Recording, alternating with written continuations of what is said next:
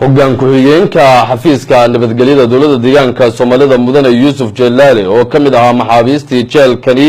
dhexe ku xidhnaa muddo ayaa ka warbixinaya marxaladihii iyo dhibaatooyinkii jeelkan maxaabiista kala duwan ay ka soo mareen iyo isbedelka maanta. waxaan ugu faraxsanahay horta inay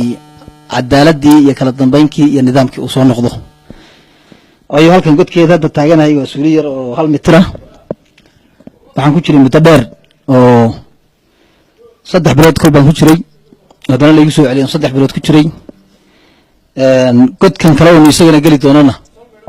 9 bilood baan ku jiray iyadana 3 bilood marka waxaan u ekaanay nooc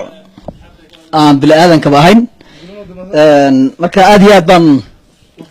ugu faraxsanahay macnaha shaqayntii sharciga iyo kala dambeeynkii iyo nidaamkii inay soo noqdaan oo xukuumad cusub ay deegaanka qabato xilkeedii oo ka didiyaysa mar walba in qof aan dhibaato loo geysan wad mahadsantiin.